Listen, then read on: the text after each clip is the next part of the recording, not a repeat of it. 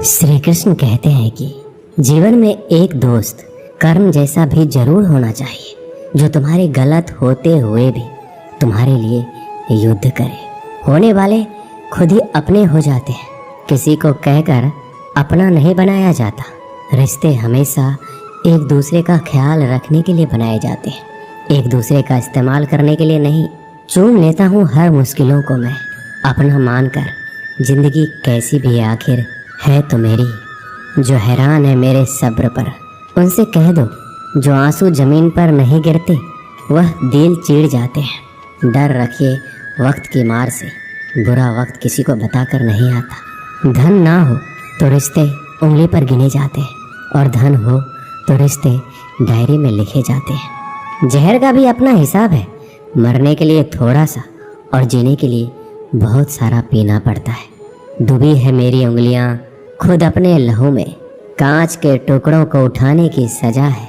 ताकत की जरूरत तभी पड़ती है जब किसी का बुरा करना हो, वरना दुनिया में सब कुछ पाने के लिए प्रेम ही काफी है। श्री कृष्ण कहते हैं ओस की बूंद यदि केले के पत्ते पर गिरे तो वो कपूर बन जाती है, शीत में गिरे तो मोती, यदि विषधर के मुख में गिरे तो विष। बूंद एक है परंतु उसके प्रारब्ध भिन्न है, क्योंकि उसे आकर्षित करने वालों का व्यवहार भिन्न है। इसलिए यह आप पर निर्भर करता है, आपके भविष्य में विष चाहिए या अमृत। स्मरण रखें, हम वही बन जाते हैं जैसा हम सोचते हैं, जैसा विश्वास रखते हैं। यह आपका विश्वास ही है जो ये निर्धारित करेगा कि आपको विष मिलेगा या अमृत। इसलिए अपनी सोच को सुदृढ़ रखिए, सकारात्मक रखिए, और फल भी सकारात्मक ही आएगा। श्री कृष्ण कहते हैं अनुभव की भट्टी में जो तपते हैं वह दुनिया के बाजार में वही सिक्के चलते हैं। लोगों की निंदा किए बिना दुष्ट व्यक्ति को आनंद नहीं आता। जैसे कौवा सभी रसों का भोग करता है, परंतु गंदगी के बिना उसकी तृप्ति नहीं होती। जिंदगी एक बार मिलती है, ये बिल्कुल गलत है। सिर्फ मौत एक बार मिलती है, जिंदगी तो हर रोज मिलती है। जब सोच में मोच आती है तब हर रिश्ते में खरोच आ जाती है। समय एक ऐसी गाड़ी है जिसमें ब्रेक भी नहीं और रिवर्स गियर भी नहीं है। जिम्मेदारियों की एक खूबी होती है, यह आपको कभी बिगड़ने नहीं देती। कानून की ज़रूरत बुरे लोगों के लिए है, क्योंकि सभ्य लोग तो शर्म से ही मर जाते हैं। किसी की तारीफ करने के लिए जिगर चाहिए। बुराई तो बिना हुनर के भी किसी के की जा सकती है। मेरी खामोशी से किसी को कोई फर्क नहीं पड़ता, और शिकायत में दो शब्द कह दूं तो वह चुप जाते हैं। श्री कृष्ण कहते हैं जब से ये सृष्टि बनी है, नदी की धारा और चट्टान के मध्य सदा संघर्ष रहा है, परंतु हर बार चट्टान की कठोरता को हारना पड़ता है, और नदी की धारा कोमल होते हुए भी कठोर चट्टान को काट देती है। कभी सोचा है ऐसा क्यों होता है? चट्टान इतनी कठोर और जल इतना कोमल, चट्टान इतना दृढ़ लेकिन जल इतना लचीला होने पर भी सदा जल कठोर चट्टानों के माध्यम से अपना मार्ग बना ही लेती है। कारण केवल एक ही है, और वो है लगातार चलने की क्षमता। जल बढ़ता रहता है, चट्टान अडिग रहती है। इसी कारण जल चट्टान को काट कर मार्ग बना लेता है। इसीलिए लगातार चलते रहें, रुकिए मत, क्योंकि चट्टान जैसी हर समस्या को आप भी जल की तरह काट सकते हैं। श्री कृष्ण कहते हैं हम क्या करते हैं इसका महत्व कम है, किंतु हम उसे किस भाव से करते हैं इसका बहुत महत्व है। फल कुचलने का हुनर भी सीखिए। सांपों के खौफ से जंगल नहीं छोड़ा करते। उदास तो बहुत रहे, मगर कभी जाहिर ना किया सब ठीक है, बस इसी शब्द ने सब संभाल लिया। अनुमान गलत हो सकता है, पर अनुभव कभी गलत नहीं होता, क्योंकि अनुमान हमारे मन की कल्पना है और अनुभव हमारे जीवन की सीख। अगर लड़ना ही है तो अपने कड़वे स्वभाव से लड़ो, जो किसी को अपना नहीं होने देता। गुस्सा बहुत चतुर होता है, अक्सर कमज़ोर पर ही निकलता है। धूप बहुत कड़ी है, बदन जल रहा है, कुछ तकलीफ जरूर है, पर घर चल रहा है। वक्त वो तराजू है जो बुरे वक्त में अपनों का वजन बता देता है। जिसमें नुकसान सहने की ताकत हो वही मुनाफा कमा सकता है, फिर चाहे वह कारोबार हो या रिश्ते। श्री कृष्ण कहते हैं जिम्मेदारियां भी खूब परीक्षा लेती है, जो निभाता है उसी को परेशान करती है। कहीं ना कहीं कर्मों का डर है, नहीं तो गंगा पर इतनी भीड़ नहीं होती। जो कर्म को समझता है उसे धर्म को समझने की जरूरत ही नहीं। पाप शरीर नहीं करता, विचार करते हैं, और गंगा विचारों को नहीं सिर्फ शरीर को धोती है। शब्द का महत्व तो बोलने के भाव से पता चल जाता है, वरना वेलकम तो दरवाजे के गेट पर भी लिखा होता है। मन के लिखूं तो शब्द रूठ जाते हैं, और सच लिखूं तो अपने रूठ जाते हैं। जिन पैसों में अपनी मेहनत की महक ना हो, वह पैसा सुख के साधन तो दे सकता है, लेकिन मन को शांति नहीं। बचपन कितना खूबसूरत था, तब खिलौने जिंदगी में थे, और आज जिंदगी खिलौना है। श्री कृष्ण कहते हैं, आपने किसी फल को पेड़ से अलग होते हुए देखा है? बड़ा दुख होता है जब आप अपने उद्यम से अलग होते हैं, परंतु ये दूरी भी आवश्यक है। आप फल को ही ले लीजिए। अपने जीवनदाता वृक्ष से अलग होकर ये न केवल किसी की भूख शांत करेगा, अपितु इसके भीतर के बीज से एक नए वृक्ष का सृजन भी होगा और कई फल उगेंगे। सृजन की प्रतिक्रिया में पीड़ा आवश्यक है। यदि पीड़ा नहीं होगी तो सृजन नहीं होगा। पीड़ा अपने उद्यम से दूर होने में, इस फल की भांति हम मनुष्य को भी अपने उद्यम से, अपने सगे संबंधियों से अलग होना पड़ता है। और यही अलगाव एक नए सृजन को, एक नई सृष्टि को, एक नए विकास को जन्म देता है। इसलिए ऐसे अलगाव से दुखी मत होइए, उसका स्वागत कीजिए, क्योंकि ये विकास की नींव है। श्री कृष्ण कहते हैं, गलत फहमी में जीने का मजा ही कुछ और है, वरना हकीकतें अक्सर रुला देती है। जब तक रास्ते समझ में आते हैं तब तक लौटने का वक्त हो जाता है। यही जिंदगी है। प्यार नहीं बिकता किसी के लिए, मगर इंसान बिक जाता है अपने मतलब के लिए। जब तक किसी अपने से धोखा ना मिले तब तक समझ नहीं आता कि जिंदगी क्या है। काश उस जाते हुए वक्त को रोक सकते, आपके साथ गुजरा हुआ हर समय जोड़ सकते। मुझे नफरत पसंद है, लेकिन दिखावे का अपनापन नहीं। शीशा कमज़ोर बहुत होता है, मगर सच दिखाने से घबराता नहीं है। श्री कृष्ण कहते हैं, अपराध वो भावना है जिसके कारण संसार में सदा दुख ही व्याप्त रहता है। हम सब अपराधियों से घृणा करते हैं, उन्हें कोसते हैं, परंतु क्या कभी विचार आया है कि कोई भी जन्म से अपराधी नहीं होता? तो ऐसा क्या कारण है कि कोई इतना बुरा बन जाता है कि वो बुराई की सीमा ही पार कर जाए? कारण है कामना। यदि कामना पर नियंत्रण ना रखा जाए, यदि कामना को पूर्ण करने के लिए परिश्रम ना किया जाए, तो वो तृष्णा में बदल जाती है, और तृष्णा लालच में, और लालच छल में, और छल करते ही मनुष्य अपराध की ओर अपना पग बढ़ा देता है। इसलिए ये अत्यंत आवश्यक है कि मन की कामनाओं पर नियंत्रण रहे। यदि मन पर नियंत्रण रहेगा तो अपराध पर स्वयं ही नियंत्रण हो जाएगा। हम सब का मन करता है कि हम जीवन में ऐसे शिखर पर पहुँचे जहाँ हमसे ऊपर कोई ना हो, जहाँ हमें कुछ करने की आवश्यकता ना पड़े। कुछ लोग इस शिखर पर पहुँच भी जाते, परंतु उनका मन सदा विचलित रहता है।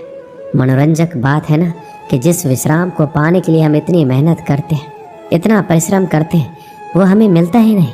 कारण स्वयं सोचिए, वन का राजा होने के पश्चात भी सिंह को शिकार करने के लिए परिश्रम क्यों करना पड़ता है? क्योंकि राजा होने का अर्थ ये नहीं कि वो सदा सोता रहे और मृग स्वयं उसके समक्ष आकर कहे, आइए महाराज, मुझे खाकर अपनी भूख मिटाइए। तो ये समझ लीजिए, कार्य आपके परिश्रम से संपन्न होते हैं, केवल कामना से नहीं। यदि आप नीचे हैं तो सदा स्मरण रखिए कि आपका परिश्रम ही आपको ऊंचाइयों पर ले जाएगा, और यदि आप ऊंचाई पर हैं तो वहाँ पर भी रहने के लिए आपको निरंतर परिश्रम करते रहना होगा। अर्थात परिश्रम से मुक्ति नहीं है, क्योंकि परिश्रम ही जीवन है। भगवान श्री कृष्ण कहते हैं कि डरो मत, ईश्वर हमेशा तुम्हारे साथ है। जब कभी हमारे मन में डर पैदा होता है तो हम भयभीत हो जाते हैं और कई सवाल मन में उथल पुथल मचाने लगते हैं कि अब क्या होगा, कैसे होगा, क्या हम हार जाएंगे या फिर कहीं ये अंत तो नहीं। हमें अपने आसपास वो सभी चीज़ें दिखाई देने लगती है जो वास्तव में होती ही नहीं है। हमारे मन की कल्पना ही हमारे मन के डर को जन्म देती है, और ये डर हमारे वर्तमान और भविष्य को नष्ट कर देता है। अक्सर हमने देखा होगा कि संसार में सभी लोगों को किसी न किसी वस्तु का या फिर किसी न किसी व्यक्ति का डर हमेशा ही सताता रहता है, और जो सबसे बड़ा डर मनुष्य के मन में घर कर लेता है वो होता है मृत्यु का डर, जो हर एक व्यक्ति को आजीवन परेशान किए रखता है। आपने देखा ही होगा कि माता पिता अपने मृत्यु से पहले अपने बच्चों के लिए वो सब कुछ करना चाहते हैं जिससे उनके बच्चों को अपने भविष्य में किसी तरह की परेशानी ना हो और जो उनके जीवन को सरल बना सके। लेकिन क्या ये सही मार्ग है? क्या इससे उनकी संतान अपने भविष्य के प्रति इस डर के भाव को खत्म कर सकती है?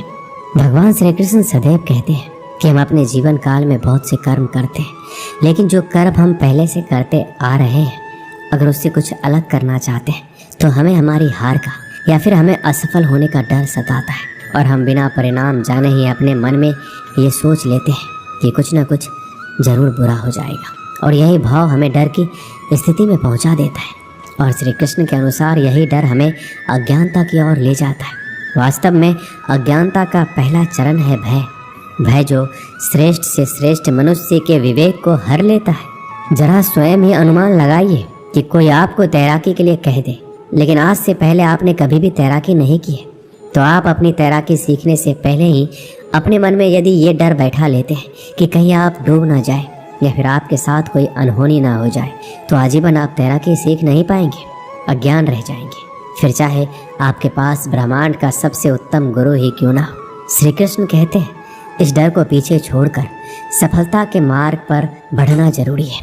यदि हम अपने डर से पीछा छुड़ाना चाहते हैं तो हमें अपनी आरामदायक स्थिति को त्यागना होगा। जब तक हमारा मन स्वयं को कष्ट देने से डरता है तब तक हमें कुछ भी नया करने से पहले यह हार जाने का या फिर कोई अनहोनी हो जाने का भय सताता है। इसलिए यदि हम डर को जीतना चाहते हैं तो हमें डर का सामना खुद ही करना होगा और अपने हृदय को कठोर बनाना होगा। तब जाकर हम इस डर की परिस्थिति से बाहर आ जाएंगे।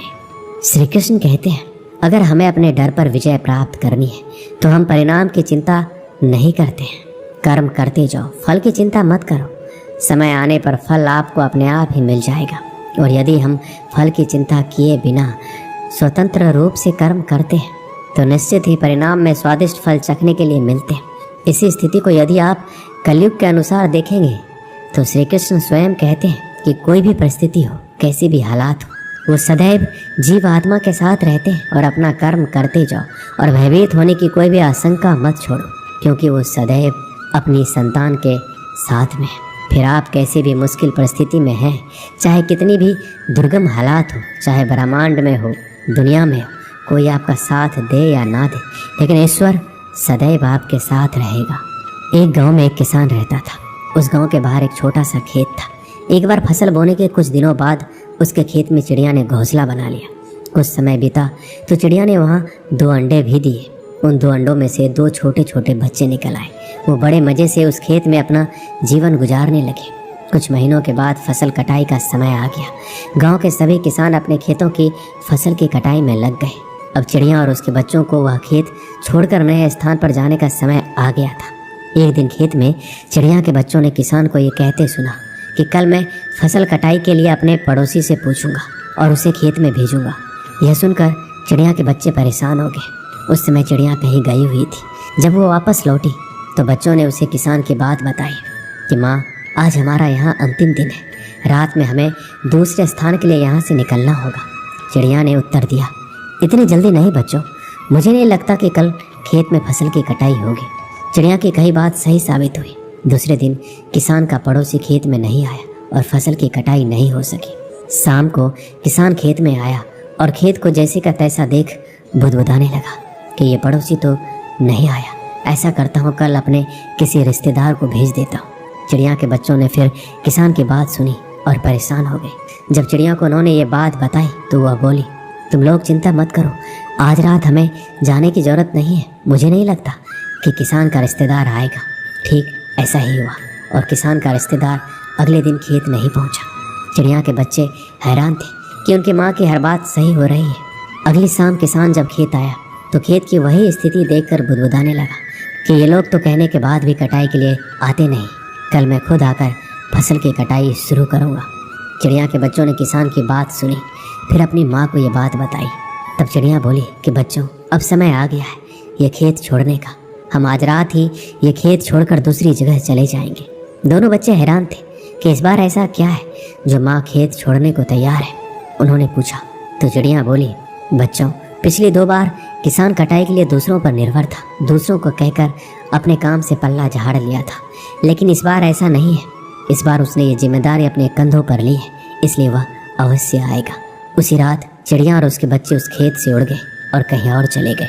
इस कहानी से हमें यही सीख मिलती है कि दूसरों की सहायता लेने में कोई बुराई नहीं है, किंतु यदि आप समय पर काम शुरू करना चाहते हैं और चाहते हैं कि वह समय पर पूरा हो जाए, तो उस काम की जिम्मेदारी स्वयं लेनी होगी। दूसरे भी मदद उसी की करते हैं जो अपनी मदद खुद करता हो। दोस्तों, इस वीडियो में बस इतना ही। मिलते हैं अगले वीडियो में। अपना ख्याल रखिएगा। जय श्री कृष्ण।